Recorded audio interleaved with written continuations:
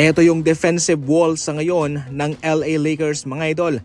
Itong kanilang 5 player na ito ay ang mga magagaling na dumepensa sa seasong ito. Ito ay kinabilangan ni Marcus Smart, Luka Doncic, Austin Reeves, DeAndre Ayton at Rui Hachimura. Ito ay mga defensive player ng Los Angeles Lakers na nakakabigay ng pag-shutdown sa kanilang mga kalaban. Ngunit hindi ibig sabihin na basabat magaling kang dumepensa ay nandyan ka na. Siyempre, ang isang rason din kung bakit gumagana ang defensive 5-man lineup na ito ay dahil sa kanilang koneksyon. Maganda rin ang kanilang chemistry mga idol sa isa't isa, yung kanilang koneksyon, yung kanilang relasyon. Sabihin na lang natin katulad sa mga powerhouse team na mayroong mga 3 magagaling na mga players, sabihin na lang natin na magaling sila. Pero kung wala silang chemistry, wala rin namang saysay at walang kabuluhan ang kanilang kagalingan.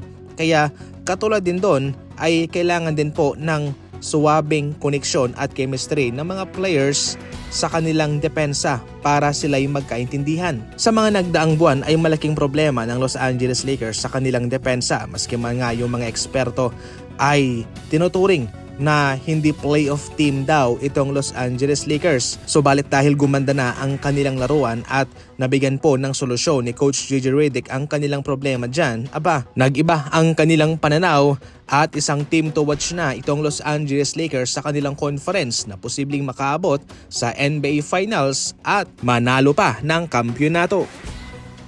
Na-troll naman ang nanay ni Tari Eason na nanghihingi ng tulong kay Little Shooter mga idol. Sa isang post ni Little Shooter ay nagkomento itong nanay ni Tari Eason kung kailan ba siya makakabisita sa Houston sapagkat nangangailangan siya ng maliit na pabor sa kanyang anak. Ngayon kasi nag-i-struggle si Tari Eason sa buwang ito. Ang kanyang shooting 1 out of 28 attempts sa 3-point line. Nasa 2.2 3-point lamang ang kanyang ina-average sa loob ng 20 laro sa seasong ito mga idol para sa Rockets. Napakababa ng kanyang shooting percentage. Itong si Little Shooter ay kilalang shooting coach. Kanyang tinuruan na mag-shoot, mapa-improve pa yung kanilang shooting ni na Danny Green, Anthony Davis, Kentavious Caldwell-Pope at si Dwight Howard. Magaling kasi itong tumira at meron na siyang pamamaraan. Ang mga kupunan sa NBA ay mayroon silang sariling shooting coach. Yun ay ang tinatawag na player development coach.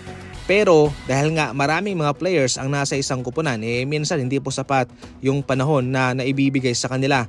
Kaya minsan yung mga players katulad din na Danny Green at Anthony Davis ay kumukuha ng serbisyo nitong si Little Shooter sa off-season para makapag-focus talaga sila sa kanilang improvement sa kanilang shooting. Kaya yan po sa ngayon ang gustong mangyari dito ng nanay nitong si Tari Eason.